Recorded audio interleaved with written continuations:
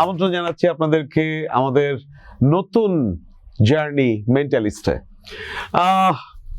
এখন নিশ্চয়ই ভাবছেন যে ফার্স্ট এপিসোডে এই লোক কি বললো, কি বাংলাদেশের ব্লাড প্রেশার মাপবে, বাংলাদেশের পালস চেক করবে, আর এগুলো হয় নাকি কখনো?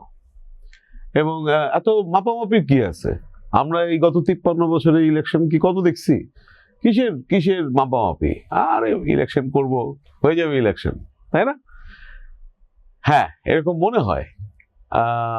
বোকার স্বর্গে থাকলে এরকম মনে হয়, এবং আমাদের এই জীবন দশায় আমরা তো এরকম দেখেছি শাসনামল, যখন পালস চেক একসময় একটা দূরের বিষয় হয়ে গিয়েছিল, এবং সেখান থেকেই আমরা দেখেছি যে রাষ্ট্রের পরিচালকরা কিভাবে ডিসকানেক্টেড হয়েছেন গণমানুষ থেকে, এবং এক পর্যায়ে এসে রিজেক্টেডও হয়েছেন। কাজেই এটা খুব দূরের গল্প নয় যে এক সময়ে লিডারশিপ সেইভাবেই পরিচালিত হবে যেভাবে ডেটা তাকে সিদ্ধান্ত গ্রহণ করতে, দিক নির্দেশনা দিতে সাহায্য করবে। আজকের পৃথিবীতে ডেটা খুব ইম্পর্টেন্ট। আমরা যে বিষয়টি নিয়ে কথা বলছি এটা রকেট সায়েন্স না, এটা আমরা এই জীবনে প্রথম আবিষ্কার করেছি অক্সিজেন আবিষ্কারের মতো ব্যাপারটা তা না। আপনারা হয়তো জেনে থাকবেন বিদেশি গণমাধ্যমের মাধ্যমে যে পৃথিবীর অন্যতম বৃহত্তম রাষ্ট্র, যে দেশকে আমরা মডেল হিসেবে বলি ডেমোক্রেসির চর্চার দিক থেকে, ভারত, ইন্ডিয়া, তার নির্বাচনে এই ধরনের প্ল্যাটফর্ম ব্যবহার করা হয়েছে, যারা সেন্টিমেন্ট অ্যানালাইসিস করে দিয়েছেন যে আসলে রাষ্ট্রের কোন কোন প্রভিন্সে, কোন কোন জায়গায়, কোন কোন ক্ষেত্রে, কোন দলের বিষয়ে মানুষের অনুভূতির জায়গাগুলো কি। আমেরিকাতে এটা ব্যবহার করা হয়েছে। ট্রাম্প গভর্নমেন্ট তার নিজস্ব এই যে ল্যান্ডস্লাইড ভিক্টরি, ট্রাম্পের আগের আমলের এত কিছুর পরেও যখন দ্বিতীয়বার নির্বাচনে ট্রাম্প দাঁড়িয়েছেন, তার এই যে ল্যান্ডস্লাইড ভিক্টরি, এই ভিক্টরিও কিন্তু আসলে অনেক সাপোর্টেড বাই এই ধরনের পোর্টাল বা এই ধরনের তথ্য নির্ভর ক্যাম্পেইন, যেখানে তাদের কৌশলগতভাবে তারা ঠিক করেছেন যে তারা দেশের মানুষের জন্য, পার্টিকুলারলি হোয়াইট আমেরিকানদের জন্য তারা কি স্ট্র্যাটেজি নেবেন, এবং তার ফল তারা কিন্তু পেয়েছেন। কাজেই নির্বাচনে এইরকম দেশের মানুষের সোশ্যাল মিডিয়া ইন্টারাকশন অ্যানালিসিস কোনো নতুন ঘটনা নয়, কিন্তু বাংলাদেশের জন্য এটা একটা ইতিহাস। যদি এবছর আমরা এই বিষয়গুলোকে সঙ্গে নিয়ে এগোতে পারি, এবং এর অত্যন্ত স্বচ্ছতা এবং জবাবদিহিতার মাধ্যমে, এখানে লুকা ছাপার কোনো বিষয় নেই, এটা একেবারেই অর্গ্যানিকলি প্রডিউস করা একটা ফ্যাক্টর। এখন প্রশ্ন হচ্ছে, আমাদের দেশ ভাই, আমরা ইলেকশন করি, সন্ধ্যাবেলা মিটিং হবে, মিছিল হবে, নেতা আসবে, নেতার পিছনে 50 জন দৌড়বে, মাইক বাজবে, আমরা হচ্ছে এই নির্বাচন করে দেখে অভ্যস্ত, তাই তো? এখন প্রশ্ন হচ্ছে যে আমার দেশে আসলে, আমার দেশের ইলেকশনে কি আসলে আমাদের দেশের রাজনৈতিক দল কি আর এই ক্যানাডা আমেরিকার মতো, ইউকের মতো, অথবা ভারতের মতো এরকম কিনা? আসলে আমরা দেখতে পাচ্ছি না যে আমাদের পলিটিক্যাল পার্টির পলিটিক্যাল ন্যারেটিভেও কিন্তু অনেক পরিবর্তন এসছে। আমরা দীর্ঘদিন হারিয়ে থাকা একটা রাজনৈতিক দলকে দেখেছি কত শক্তিশালীভাবে উঠে এসেছেন, কত অর্গানাইজ ভাবে উঠে এসেছেন। আমরা দেখেছি কিভাবে একটা অত্যন্ত শক্তিশালী প্ল্যাটফর্ম হিসেবে সোশ্যাল মিডিয়াকে ব্যবহার করা হয়েছে একটি রাষ্ট্রের পট পরিবর্তনে। কাজে আমরা জানি সোশ্যাল মিডিয়া একটা অত্যন্ত পাওয়ারফুল মাধ্যম।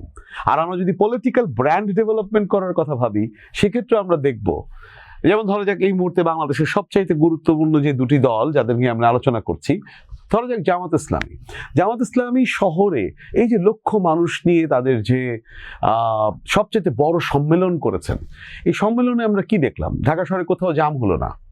ঢাকা শহরে কমপ্লিট ভলেন্টিয়ার মেকানিজমের মাধ্যমে পুরো ট্রাফিক কন্ট্রোলটা এমনভাবে করা হলো যাতে কোনোভাবেই শহরের মানুষের এই মহাসম্মেলন করার ব্যাপারে কোনো ধরনের মনস্তাত্ত্বিক, অর্থাৎ কোনো মানসিক পীড়ার কারণ না হয়, বিরক্তির কারণ না হয়। অসাধারণ ব্র্যান্ড স্ট্র্যাটেজি। এবং টোটাল ব্র্যান্ডিং এর মধ্যে লাল সবুজ নিয়ে খেলার চেষ্টা করা। হ্যাঁ, সেটার পজিটিভ নেগেটিভ সবকিছুতেই সব ধরনের পালসেই সেটা গেছে। কোনো কোনো ক্ষেত্রে লাল সবুজের ব্যবহার কোথাও কোথাও অনভিপ্রেত হয়েছে, কিন্তু চেষ্টা তো ছিল। তার মানে এই দলটি তার নিজস্ব ব্র্যান্ড ডেভেলপমেন্ট করার ক্ষেত্রে অত্যন্ত সচেতন। আর সবচেয়ে ইম্পর্টেন্ট বিষয় হচ্ছে আমাদের তারেক রহমানের এই যে আগমন এবং আগমন পরবর্তী যেই অ্যাক্টিভিটিগুলো, পার্টিকুলারলি তার প্রথম যে স্পিচ, এই যে তারেক রহমানকে আমরা দেখছি 17 বছর পর, এই যেন এক নতুন মানুষ, তাই না? সোশ্যাল মিডিয়া ইন্টারাকশনে সব জায়গায় আমরা দেখতে পেলাম যে এই যেন এক নতুন তারেক রহমান। অর্থাৎ উনি ওনার স্পিচ অত্যন্ত চমৎকারভাবে প্রস্তুতি নিয়েছেন যে উনি কি বলবেন, কিভাবে বলবেন, কাদের জন্য বলবেন, কেন বলবেন।